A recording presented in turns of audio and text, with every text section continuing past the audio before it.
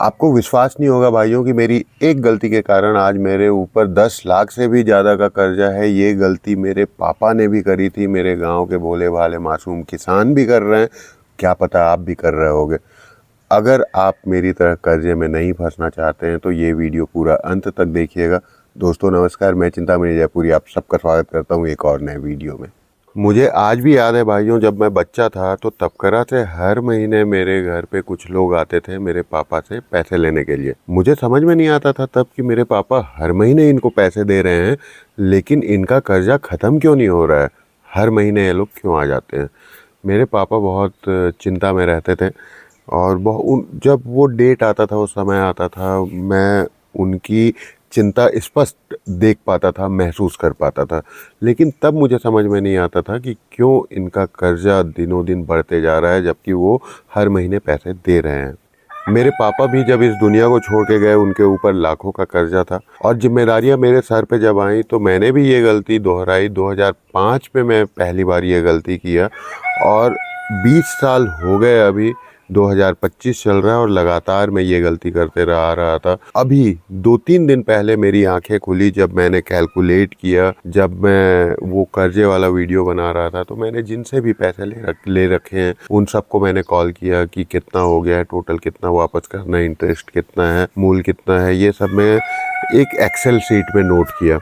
तब मेरी आंखें फटी की फटी रह गई। एक पढ़ा लिखा व्यक्ति इतनी बड़ी गलती की है, एक सिंपल सा मैथ में नहीं समझ पाया। सोचिए मेरे गांव के भोले भाले किसान भी इस जाल में फंसे हुए हैं और क्या पता वो गलती आप भी कर रहे होगे। मैंने मेरे पापा को देखा था कि वो सरकारी नौकरी में थे, बैंक से पर्सनल लोन वगैरह तो वो लिए ही थे, व्हीकल लोन वगैरह थी उनकी। जब पापा को एक पर्सनल लोन लेना था तो मेरे को बैंक लेके गए थे, तो बैंक मैनेजर ने उनको डॉक्यूमेंट्स दिए जिसमें मेरे पापा को दस्तखत करने थे, लगभग 40, 50, 60 दस्तखत करने थे उसमें। तो मेरे पापा ने सिर्फ इतना पूछा कि ईएमआई कितने की बनेगी, उन्होंने ये नहीं पूछा कि कितना ब्याज लगेगा। 2005-6 में मैंने भी ये गलती करी। कभी मुझे पैसों की ज़रूरत पड़ती थी तो बैंक से, क्योंकि पर्सनल लोन ऑलरेडी था, तो मैं किसी महाजन से पैसे ले लेता था, किसी दोस्त से पैसे ले लेता था। मान लेते हैं कि किसी काम के लिए मुझे 10,000 की ज़रूरत है, उसके बदले मुझे अगले महीने 11,000 चुकाने हैं।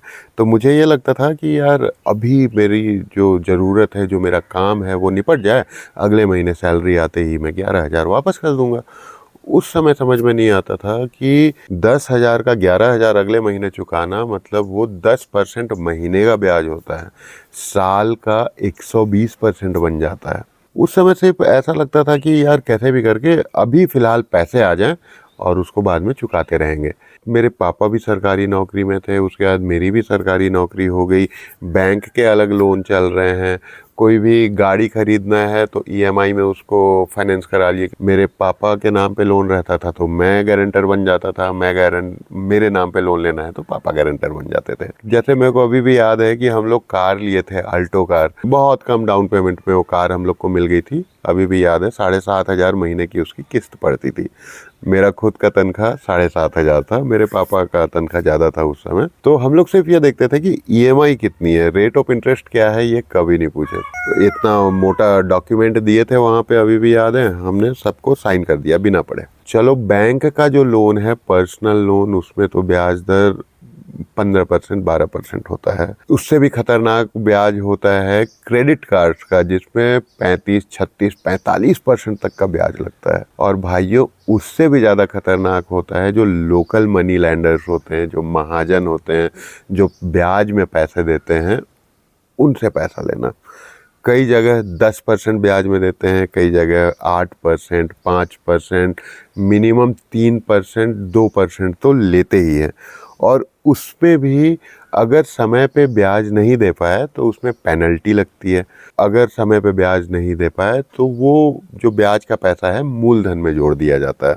सोचिए अगर 5% भी महीने में का ब्याज पड़ रहा है तो वो साल का 60% हो जाता है। कैसे कैसे करके 2018 में मैं इस कर्जे के जाल से बाहर निकला, कर्ज मुक्त हो गया किसी प्रकार से। उसके बाद एक इमरजेंसी फंड भी मेरे पास में जमा हो गया। 2018-19 की बात है, जिस समय मैं रायपुर शिफ्ट हुआ था। उस समय अच्छी खासी सेविंग भी हो गई थी मेरे पास। 2021, 22, 23 तक अच्छा चलते रहा, कोई कर्जा नहीं था, ब्याज वाला कोई कर्जा नहीं था। और 2024 में ज़िंदगी ने ऐसे ऐसे दिन दिखाए, ऐसी ऐसी इमरजेंसीज आई कि कर्जा लेना पड़ा, और वो भी ब्याज पे कर्जा लेना पड़ा। 5% ब्याज, 10% ब्याज। जब मैं ब्याज लोगों का नहीं पटा पा रहा हूँ तो किसी दूसरे से और ब्याज में पैसा उठा के इनका कुछ पैसा दिया, इनका कुछ पैसा दिया। ऐसा करते करते 2024 अंत तक मेरे सर पे लगभग 5 लाख रुपए का कर्जा चढ़ चुका था। अभी जब मैं कर्जे वाला वीडियो बना रहा था, लास्ट जो क्वेश्चन आंसर सीरीज में हम लोग कर्ज की बात किए थे, तब मैंने जितने भी लोगों से पैसे लिए हैं सभी को कॉल किया कि कितना देना है, क्या प्रिंसिपल है, क्या इंटरेस्ट है, कैसे, क्योंकि मैं सबको क्लियर करना चाहता था, देखना चाहता था कि टोटल कर्जा मेरे ऊपर कितना है। तो जो कर्जा आज से 1 साल पहले 5 लाख रुपए था, वो बढ़ के अभी 10 लाख रुपए हो चुका है। ये है कंपाउंडिंग, ये है ब्याज का चक्कर भैया। मतलब ये जो ब्याज है, जो कंपाउंडिंग है, ये ज़िंदगी बना भी सकती है, ये बिगाड़ भी सकती है। सोचिए, मेरे पिताजी टीचर थे, मैं टीचर था, पढ़े लिखे हम लोग इस चक्रवृद्धि ब्याज के चक्कर में फंस गए। सोचिए, जो भोले भाले मासूम किसान हैं, जो कभी उनको खाद की ज़रूरत पड़ती है, बीज की ज़रूरत पड़ती है, तो वो किसी लोकल महाजन से ले लेते हैं। इस ब्याज के जंजाल में वो लोग फंस जाते हैं, पीढ़ी दर पीढ़ी अपना ये कर्जा चुकाते रहते हैं, इंटरेस्ट चुकाते रहते हैं, ब्याज चुकाते रहते हैं, लेकिन उनका कर्जा कभी ख़त्म नहीं होता। कई किसानों को तो अपनी ज़मीन तक बेचनी पड़ती है। जिस दिन मैं अपना टोटल कर्जा का हिसाब किताब लिख रहा था भाइयों, तो उस दिन मैंने एक एक्सेल शीट बना के देखी कि अगर मैं मंथली इतना ब्याज नहीं दे पाऊँ तो 1 साल में कितना होगा, 2 साल में कितना होगा, 5 साल में कितना होगा। जैसे किसी से मैंने 1 लाख रुपए लिए हैं 8% ब्याज पे, मंथली ब्याज पे, उसका मैंने कैलकुलेट किया। 1 लाख का पहले महीने ब्याज जाएगा 8,000, टोटल अमाउंट हो जाता है 1,08,000। अगर दूसरे महीने भी ब्याज नहीं पटा पाया तो होता है 1,16,000। इसी प्रकार से मैं जब कैलकुलेट किया तो 5 साल में 1 लाख अमाउंट बन जाता है 5,80,000, ऑलमोस्ट 6 गुना 1 साल में। ये तब की स्थिति में है जब 5 साल तक हम लोग कोई ब्याज पे नहीं करेंगे तब। लेकिन जो लोकल लैंडर्स होते हैं, वो अगर आप ब्याज नहीं देते हो तो 1 महीने, 2 महीने, 3 महीने, 6 महीने इंतज़ार करेंगे, 1 साल इंतज़ार करेंगे, लेकिन उस इंटरेस्ट को, उस ब्याज को 1 साल बाद मूल में जोड़ देंगे। अगर हम लोग ये कैलकुलेट करें कि इंटरेस्ट 1 साल में जितना इंटरेस्ट इकट्ठा होता है सब 1 साल के अंत में मूलधन में जुड़ जाएगा, तो 5 साल में ये अमाउंट कितना होता है सोचो भाई लोग। अगर 1 लाख रुपए लिए हैं तो 5 साल में होता है ये 28,92,546 रुपये। 1 लाख से 28 लाख 5 साल में, वो भी तब जब सालाना इंटरेस्ट जुड़ रहा है तब। सोचो अगर मंथली इंटरेस्ट जुड़ रहा है, जैसे ज़्यादातर जो लोकल लैंडर्स होते हैं वो 1 महीने भी अगर आप ब्याज नहीं पटा पाते हो तो उसको मूलधन में जोड़ देते हैं, तब की क्या कंडीशन होगी। पहले महीने का ब्याज 8,000, दूसरे महीने का ब्याज 8,640, तीसरे महीने का 9,331। इस प्रकार से कैपिटल बढ़ते बढ़ते 5 साल में हो जाएगा, सोचो कितना होगा, 1 करोड़ रुपए। 1 लाख से 1 करोड़ मात्र 5 साल में। बड़े बड़े हाईली प्रॉफिटेबल बिजनेस भी जो होते हैं ना, वो इतना सॉलिड रिटर्न नहीं देते हैं। तो इसीलिए आप लोग देखते होंगे कि जो लोग ब्याज में पैसे देने का काम करते हैं उन लोग के पास कैसी शानो शौकत होती है। इस तरह के कर्जे में मैं भी फंसा हुआ हूँ भाई लोग। सो ये एक सिंपल सा मैथ है कंपाउंडिंग, जो अभी 2-3 दिन पहले मेरे को समझ में आई है। इतनी बड़ी गलती, मैं इतना मूर्ख कैसे हो सकता हूँ। मेरे पापा भी सारी ज़िंदगी ये सब कैलकुलेशन नहीं लगा पाए। मैं आज 42 साल का हूँ, 20 साल से ये लोन, बैंक के लोन तो अलग हैं, जो लोकल मनी लैंडर्स हैं उससे लोन ले लेके अपना काम चला रहा हूँ। वही मेरे को समझ में नहीं आता था कि कैसे मैं इस दलदल में गिरता चला गया। मैं बहुत आसानी से सिचुएशन को, परिस्थिति को, ज़िंदगी को दोष दे सकता हूँ कि ऐसा हो गया, ये इमरजेंसी हो गई, उसके कारण मैं कर्जे में फंसा हूँ। नहीं, कर्जे में मैं इसलिए फंसा हूँ जो मेरा मनी रिलेटेड बिहेवियर है, जो मेरी पैसे से रिलेटेड आदतें हैं, जो मेरी सोच है, उसी में दिक्कत है।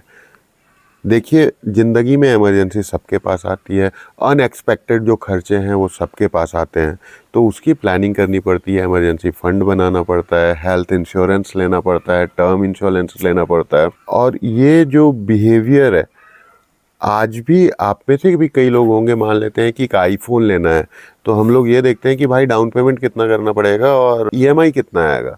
हम लोग तो ये भी देखते हैं कि ज़ीरो डाउन पेमेंट पे मिल जाए तो कितना अच्छा हो।